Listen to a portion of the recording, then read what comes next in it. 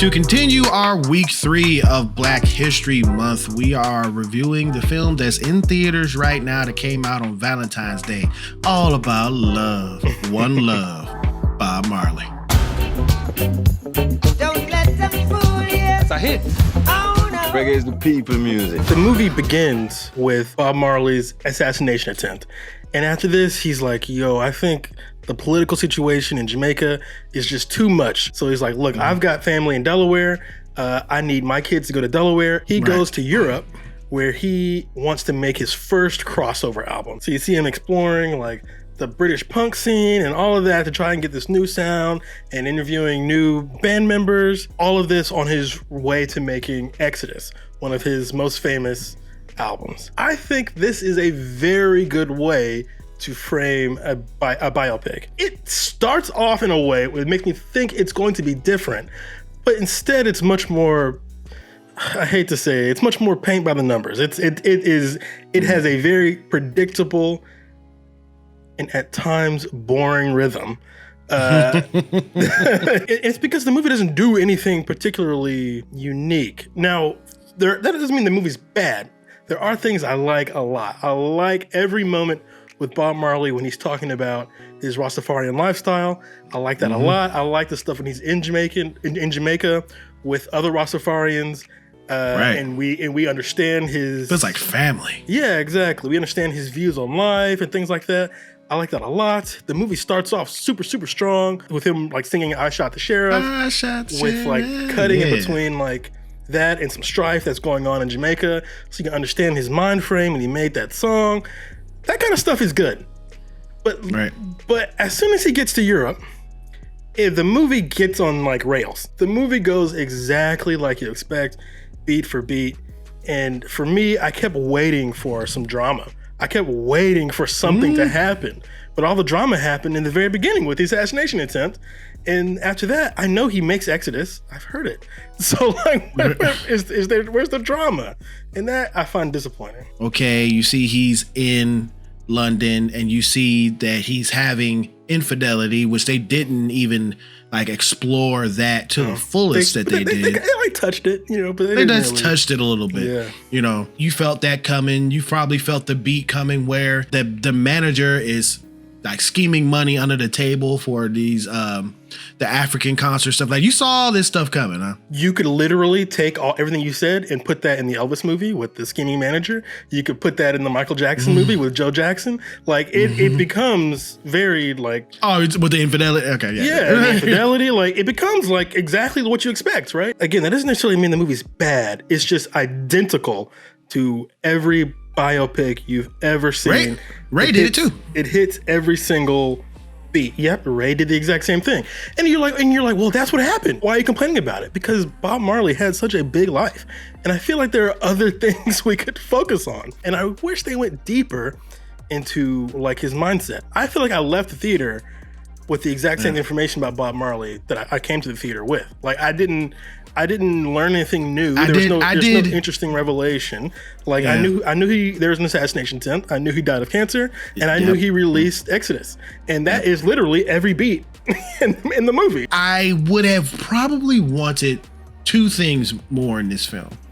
I probably would have wanted more show performances. They showed him creating this stuff, but I want to see the performances, you know? And I wanted to see a little bit more about his past, because they kept showing the flashbacks of him as a child and him not knowing who his father was. I like that, which was true that he did not know who his father was. That his father was a white man, and the only thing that he had of him was a picture of him on a horse. The fire is all around him as a child, and he's trying to run away from his father. You don't see his father fully within like the frame. You just see like a shadowy figure. Right. His father remains a faceless figure in the movie. Beautiful imagery there. I would have wanted more of the beginning relationship with him and Rita, his wife. It like dabbled in that, which tells me that the guy who directed this, I think he's kind of novice at that type of thing. I don't know if he's novice. He has like a roadmap that he goes by, and it's very clear, because the exact same complaints I had about King Richard, I've got here. It's the exact same movie made by the exact same guy, right? But there is a different sheen and a different texture to this film, which I did like a lot. I can't lie to you. I felt myself getting emotional seeing a lot of these black people together and feeling like it was like all of us in a group together. I liked that. I felt very strongly about that. I felt very good about all those black people being together, man. Like, again, with him talking about his Rastafarian lifestyle. Didn't it feel like to you within those scenes when they were talking around in a circle that it felt tribal? It felt like indigenous. Yep. And I was like, that is gorgeous the way they did that. I like all that stuff, but all that stuff is surface level, right? When you start to get into the character of Bob Marley, like I said, you learn nothing. A quick Wikipedia glance. That's kind of how this movie is. It's like, oh, who was Bob Marley? Well, he was a man who grew up in Jamaica. He had kids. He sang reggae music. He had cancer. He got shot, and then he died. Boom. But there's so much more to Bob Marley than that, right? And the movie hints at it, but we don't actually get to explore it. Now, for me, I watched this movie in Brooklyn, and as we all know, Brooklyn has a very large Caribbean community here. And so my audience was overwhelmingly Caribbean. And if I had to guess, I bet you a lot of them were Jamaican. And they really liked the music. The one time I got a very strong reaction from my audience, and I wasn't expecting it, was at the very end when Bob Marley returns to Jamaica. His would-be assassin apologizes. My audience was angry. They were angry? They were like, bullshit, that didn't happen. I was like, whoa. I got a strong reaction. They were like, this didn't happen. And it didn't. Bob Marley and his assassin never kissed and made up. That was something they made up for the movie. You can tell that sometimes studios and producers get in the way of trying to like fantasize something. Right. But when I was watching that scene, I was getting a little bit choked up. I was like, oh wow. But in the back of my mind, I was like, did this happen? I don't think this happened. But I guess for me, this is kind of indicative of what I'm saying. The movie is kind of going by the numbers, right? It's kind of like it's kind of following a pattern. Even when that pattern is not there in real life for Bob Marley, they added it because that's what you're supposed to do in a biopic, right? I think if you like Bob Marley, you will love this movie. If you know nothing about Bob Marley, you will feel nothing about the movie, right? The movie won't make you fall in love with him or dislike him. You'll just be like, oh, okay, there it is. Kingsley Ben-Adir, I think he is he's a good actor. We've seen him in so many things. One Night in Miami as Malcolm X, which he killed. Seen him in Barbie, which is a different side of him. I think Kingsley Ben-Adir did what he could do, right? He is an Englishman with a very strong English accent, and he managed to sound, at least to my ear, pretty good. Now, apparently he can't speak patois, and he did pretty well. He can't play guitar. I thought he air guitared pretty good. Apparently he says he can't dance. I thought he danced just fine. Apparently he can play soccer, and I thought he looked great doing that. Man. So, so there are things he did good, but physically, I just think this man is too pretty. He's just a pretty looking man. You know what I'm saying? Yeah. And Bob Marley was a little rougher around the edges. He looks more like a regular guy, where Kingsley Ben-Adir looks like a model. It added to me like a sheen of like falseness over the character. But I didn't think his performance overcame that. With the patois, it's so hard understanding a lot of the dialogue in this film. Yeah, I agree, but I felt like I understood enough to understand the scene. I'm like, mainly because of the beats and the patterns that you've seen before. Exactly. You probably you already knew that was going. I feel that Lashana Lynch did a good job also, portraying his wife. I thought she was the standout. But for sure, like she was like acting ass off in this film.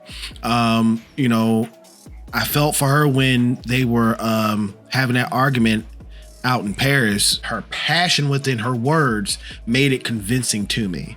Her passion, her acting. So I have to give her praise. Gotta give Bensley praise. When he was young, when he's like a teenager, I wanted to see a little bit more of that because there was a funny scene. And the guy was like dancing on the console, which was hilarious to me. And I wanted to see more of that side of Bob and growth, but didn't get that. I would have liked to know more about Bob Marley, because unlike Elvis, right? I always said before with Elvis was never in the Elvis film. He never felt like the main character. Elvis was always at a distance, right? And we were always just kind of guessing at what Elvis was doing or his mindset. This, they tried to bring Bob Marley close to you. And yet I feel like I didn't learn a lot about the man. And it's unfortunate because this is one of those movies that I'm rooting for. I wanted this movie to work. I want to like this movie. But unfortunately, I've seen this 100 times, and I know this won't be the last time I've seen this movie. Next up is Michael, directed by Antoine Fuqua. We're already seeing pictures of Jafar Jackson, his nephew, coming out online right now. Like, there are good biopics, but there are too many biopics like this. And it's because sometimes I think when you're dealing with someone who had such a big life, you want to talk about everything, right? You want to get to it all, but you can't. You got 2 hours, right? It's just generic. Like you said, people who love Bob Marley, I think they're going to love the film, who's obsessed with him. But people that don't know much, you're probably not going to learn anything new. That's how we feel. But more importantly, what do you think about this film? Have you seen Bob Marley? One Love. Get in the comments and let us know what you thought about it. One Heart. This is my message to you. Thank you so much for clicking on this video. Our subscriber count is going up. You guys are talking to us more. You guys are looking at the videos more. Please help us get to 1,000 subscribers. You know, we're trying to get there within this next month or so, and you can help us out by hitting that subscribe button right at the bottom. Wow, it's right there. And if you did like this video, please hit that thumbs up. It really does help out the channel. Or you get that thumbs down, whichever you choose. It is your opinion, but just remember one thing: it is mostly wrong. See you in another video. I think it's very impressive, man, how they were washing the hair, the dreadlocks, because those things get dirty. I thought that was hilarious because he was very clearly wearing a wig. So I'm like, oh, wash my wig. And then the next time you see him, he's got a different wig on. It was like the Viking fire, for that wig. That was really funny.